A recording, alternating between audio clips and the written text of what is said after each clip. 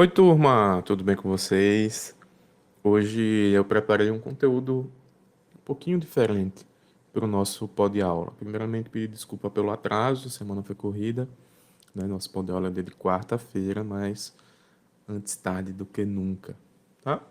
O tema que eu escolhi hoje foi E depois do mais EV? Veja, eu quero trazer um ditado popular para começar a nossa conversa. Vocês já escutaram aquele ditado que é bem assim: conquistar é fácil, difícil é manter.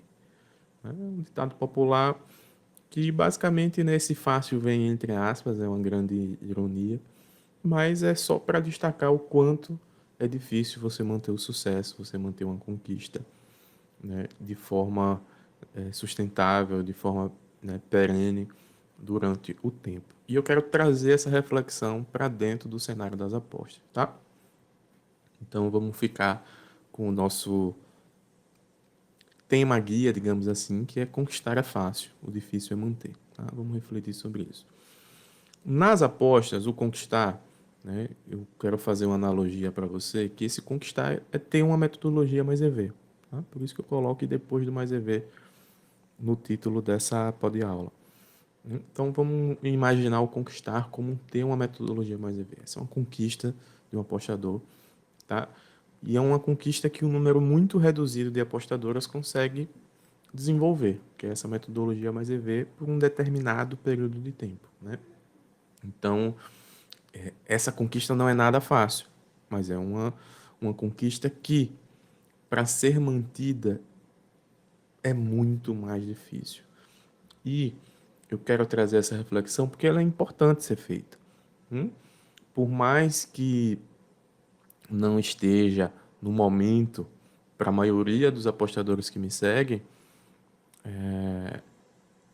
é importante quem persegue essa conquista de ter uma metodologia mais EV compreender, ter clareza do futuro para além dela. Hum? Existem dificuldades ainda maiores, tá? Podemos dizer assim, que remetem a você conquistar uma metodologia mais EV e ter permanência no mercado com vantagem na matemática para poder ter lucratividade, certo? Então, por mais que você sinta que não seja um tema para o agora, mas é um tema para o futuro, certo? Então, mesmo que seja distante, não faz mal a ninguém conhecer o caminho tortuoso, tá? Que se tem pela frente na vida de um apostador, tá? Então, manter uma metodologia mais EV durante 5, 10, 20, 30 anos não é nada fácil, tá? Ou melhor, manter-se em mais EV, né? Porque nada impede que um apostador tenha capacidade de substituir metodologias ah, em momentos de declínio tá? De alguma metodologia sua. Então vamos pensar no apostador em si, e não necessariamente na metodologia, tá? Mas, e aqui eu listei 6 pontos, né?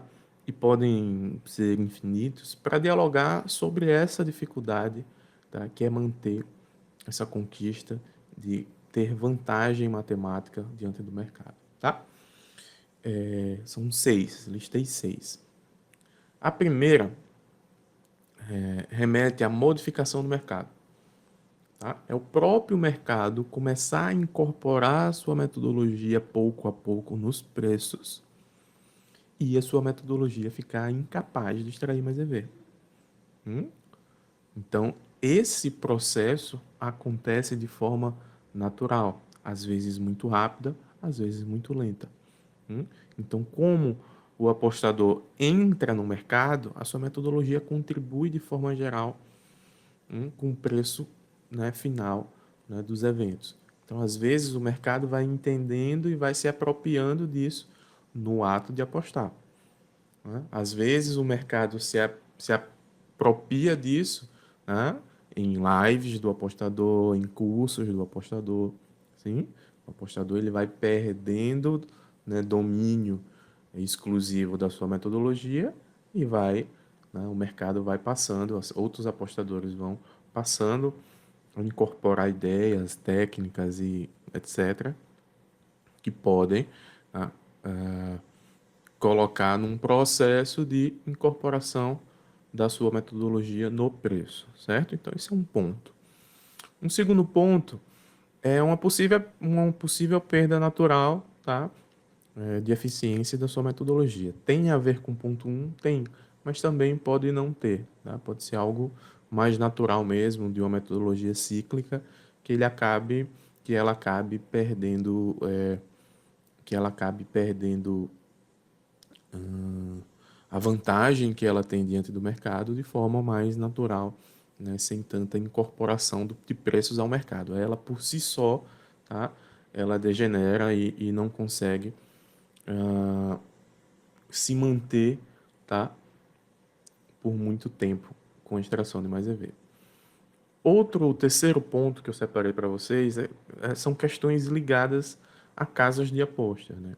Então, você ter uma metodologia mais EV para manter, né, a lucratividade girando a roda do dinheiro nas apostas esportivas, você tem questões externas ligadas às casas de aposta que podem, tá, te colocar fora do jogo, né? Então, limitações, aumentos de juice, queda de liquidez, retirada de competições que você trabalha, retirada de ligas que você trabalha, enfim, uma infinidade de acontecimentos pode colocar em xeque a manutenção, tá, da sua vantagem matemática diante do mercado.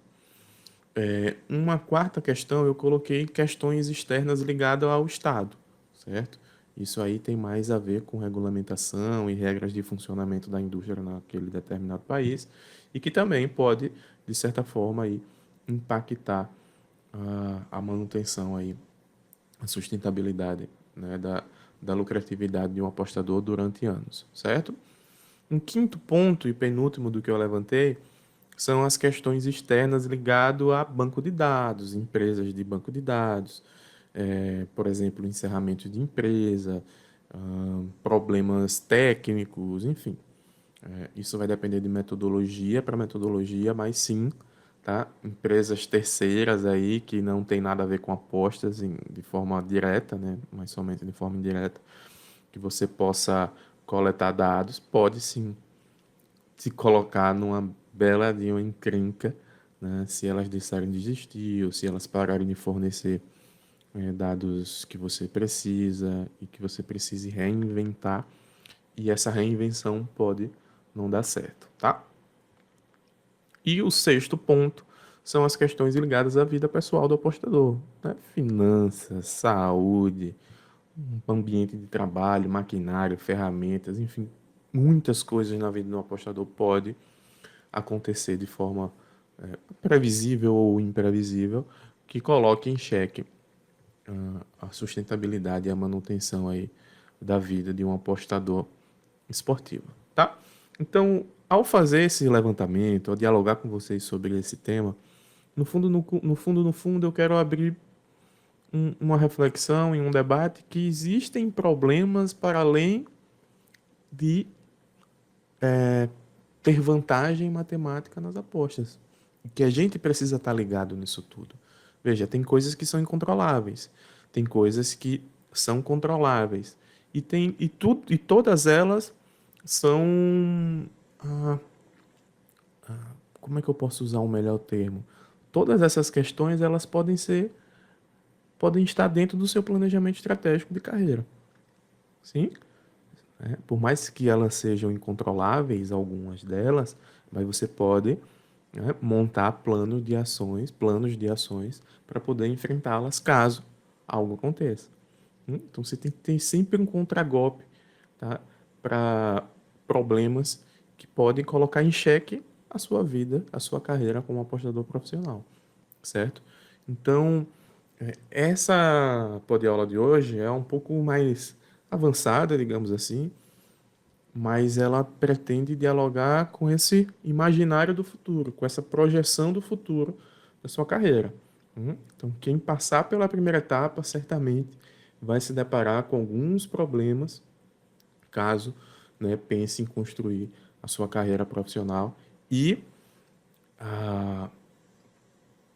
o que eu posso dizer é o seguinte: a inteligência para responder esses problemas, para manter a conquista, né, durante 5, 10, 20, 30, 40 anos, vai ser fundamental, tá, para a gente ver os mesmos apostadores lucrativos lá na frente. Tem que saber ler mercado, tem que saber enfrentar problema, tem que saber se adaptar, tá, às modificações, tem que saber guardar segredo em algumas questões que são mais fundamentais, porque lembre-se, o mercado incorpora seu preço e essa incorporação pode ser ainda mais rápida caso seus segredos sejam compartilhados com o mercado de forma pública. Então, tem muitas coisas que estão em questão aqui na construção de um apostador profissional que se mantenha lucrativo por 5, 10, 20, 30 anos, tá? E eu levantei algumas questões delas aqui, para incentivar a cabecinha de cada um de vocês a pipocar de ideias e pipocar de reflexões, tá bom? Grande abraço, professor. Espero que vocês tenham gostado. Semana que vem eu tô aqui de volta e a gente vai continuar gravando muito conteúdo legal para vocês. Beijo, tchau!